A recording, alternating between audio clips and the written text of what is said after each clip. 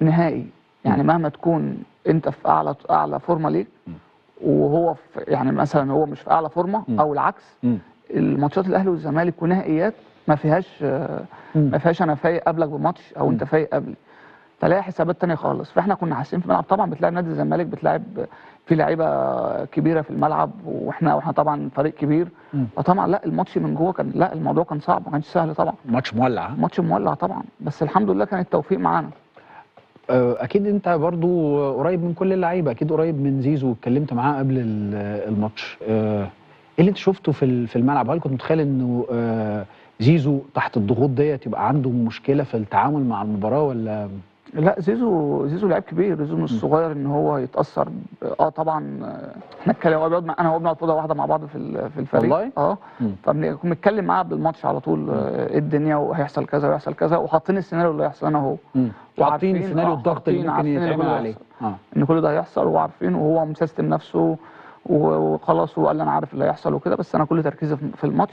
وهو ما شاء الله باين شخصيته القويه، وطبعا اي حد طبعا هيتقال الالفاظ دي في الملعب عليه وكده، فاكيد طبعا هيبقى مهزوز شويه، اكيد طبعا هو اتاثر اكيد من جواه بس باين هو في الملعب مركز. بس هو في الملعب ما شاء الله كان عنده ثبات انفعالي، وما شاء الله عمل ماتش كبير.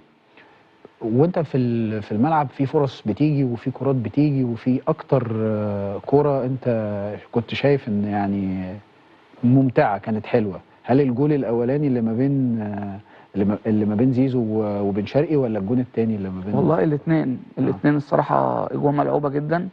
كان فيهم تكتيك كويس جدا، التحرك والباص والكرة بتاعت كمان طاهر، ان هو ينزل ما شاء الله، وينزل يدي دفعة للفريق ويعمل الكرة ديت، ومروان يجي من ورا في ال 18 ويحط الجون. فلا الجونين الصراحة ملعوبين، والحمد لله كنا في يومنا. يعني كواحد من كباتن فرقة النادي الاهلي، بتشوف ازاي الضغوط والانتقادات اللي بيتعرض لها واحد زي محمد طاهر، وبيرجع في كل ماتش يثبت للناس انه انا يا جماعه لعيب مهم ولعيب كبير ورجليا في الملعب وبقدر اعمل فارق في وقت من الاوقات؟ شوف ازاي. هو طبعا ابراهيم، هو لعيب النادي الاهلي لازم يكون زي ما قلت لك، هو مخلوق للضغوطات اللي هي في الملعب. انا ما بتكلمش ضغوطات الحياه حاجه، ايوه فاهم كويس. الملعب بتكلم في الملعب لان ده شغلك، اي واحد في ضغط في شغله بيبقى مضغوط. لا لعيبه النادي الاهلي اللي موجوده قادرين على الضغوطات، وعارفين طموحات جمهورهم وعايزين ايه منهم. بس بنتمنى اللعيبه، في لعيبه ساعات الضغوطات بتفرق معاه ان هو يبقى لو ضغطته هيبقى كويس، وفي لعيبه بتتاثر. يعني في لعيبه ممكن الضغط ده ما تاخدش منه احسن حاجه. بس طاهر ما شاء الله، يعني ما شاء الله كل ماتش بيثبت ان هو قد التيشيرت يعني. صحيح. هداف فرقه النادي الاهلي لحد دلوقتي تريزيجيه، بتسعى انك تبقى هداف الموسم ده، هداف الدوري؟ مش بسعى والله خالص لحاجه فرديه ليا خالص. انا كل هدفي من ساعه ما رجعت من بره للنادي ان انا اي بطوله اخشها، الهدف الاول ان انا افوز بيها. لان من واحنا صغيرين في الناشئين، واحنا في مدرسه الكوره الشباب ناشئين لحد ما طلعنا فريق اول، كنا لما بنخسر بطوله كانوا بيمشوا نص الفريق واحنا صغيرين، اللي هو البطوله اصلا ما حدش شايفها.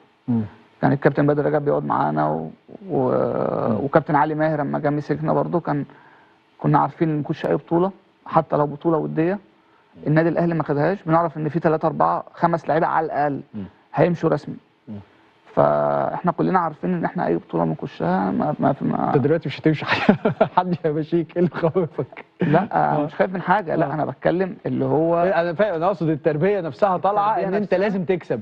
فانا بقول لك الحاجه الفرديه بالنسبه لي ما فيش حاجه فرديه قد ما انا عايز افوز بالبطوله. اي بطوله اخشها هموت على ان انا اخدها. يعني لو لا قدر الله ما فيش توفيق، هيبقى ان انا خلاص اللي هو على رقبتي يعني خلاص. خليني بقى، عشان انا بس الحته بتاعت السوبر دي كانت مهمه بالنسبه لي، ولسه هبقى اجي فيها في حته، بس بما انك بتتكلم على فكره رجوعك للنادي الاهلي، البعض قال لك تريزيجيه خلاص خلص رحله الاحتراف، راجع النادي الاهلي اكل عيش، يعني الدنيا بالنسبه له. فاجئت الكل ان انت متحمل المسؤوليه. خلينا نقف عند الو تريزيجيه احنا عايزينك في النادي الاهلي. حصلت ازاي؟ مفيش. انا اول حاجه ان انا جاي في سن انا كنت خلاص قربت ابقى فري، وكنت هبقى خلاص. كان الكابتن خطيب وطبعا هو اول واحد كلمني، والراجل ده طبعا الراجل ده بيجتهد جدا. انا كان في اوقات كان الساعه 5 الصبح بيكلمني، كنا بنعمل كل حاجه عشان الساعه 5 اجي الصبح. الساعه 5 الصبح اه كنا بنعمل كل حاجه عشان اجي النادي، لان النادي التاني بتاع تركيا كان مطالبه كبيره جدا، وكان جاي له عروض بمبالغ اكبر من النادي دافعها بكتير جدا. فما فيش حل ان هو ما فيش حل ان هو لازم يسيبك بره، لازم يسيبني الاماكن التانيه، لان الفروقات كبيره جدا. بس انا وكابتن الخطيب وكان كابتن محمد رمضان كان معانا. أيوة. بس كابتن الخطيب كانت مكالمته الاولانيه اللي هو خلاص يا تريزيجيه ده الوقت اللي انت هترجع فيه. قال لك كده؟ خلاص النادي عايزك دلوقتي، النادي محتاجك وكده. قلت له يا كابتن خلاص انا تحت امر النادي. قال لي انا عارف ان في عروض وفي قلت له يا كابتن خلاص انا هعمل كل حاجه ان انا اجي النادي. ويعني ربنا يعلم الواحد من طرابزون للريان، وبتيجي المكالمه ده الوقت اللي لازم ترجع فيه. بالظبط. ايه الصعوبه الكبيره انه طرابزون عايز يبيعك عشان هو دافع فلوس كتير، فعايز يبيعك لبره بارقام كبيره جدا جدا. وفعلا جالهم كتير ده حوالي 5 6 اضعاف اللي انا جيت بيه النادي الاهلي. 5 6 اضعاف. بس كان قرار انا هو اللي كان، وانا كنت واخد 5 6 اضعاف برضه يعني وانت كمان بالظبط. فرق كبير جدا.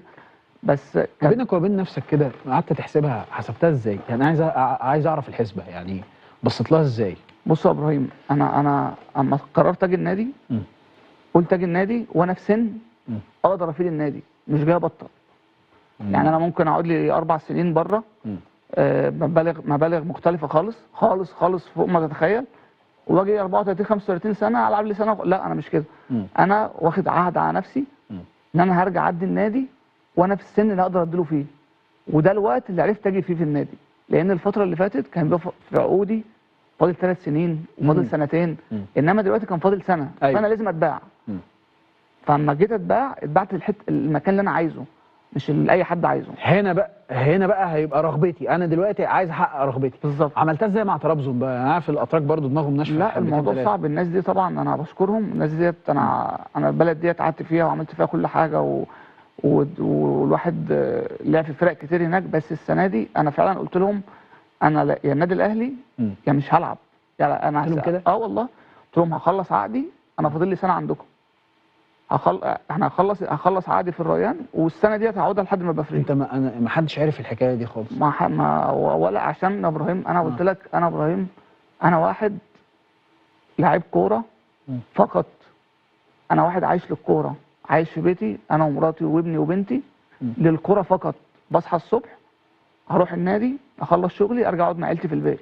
فماليش علاقات او اي حاجه ابروز اللي انا بعمله، عشان انا مش بتاع الحاجات دي. انا حب للنادي الاهلي ربنا اللي يعلم. انا بعمل كل حاجه عشان خاطر النادي الاهلي. فانا سبت كل حاجه بره، كل حاجه ورايا وقدامي، وقلت ده الوقت. محدش هيعرف يزايد عليك، لان كل كلامك حقيقي. يعني كل كلامك حقيقي ومنطقي، والارقام معروفه وكل الامور ديت معروفه. بس مش كل الناس تحسبها الحسبه ديت، لان ممكن احسبها، ممكن اقلبها معاك الحسبه الثانيه، اطلع نفسي الشرير، انا الشيطان في روايه احدهم. انا عندي 30 سنه، عايز اختم حياتي، عايز اخد عقد كويس جدا جدا. انا بلعب في طرابزون ومعار للريان، جاي لي ارقام بره ب5 اضعاف. فانا عايز الفلوس ديت لمستقبلي. انا هفكر في مصلحتي ومستقبلي اكتر من ان انا هفكر في النادي الاهلي. دي حسبه براجماتيه بحته.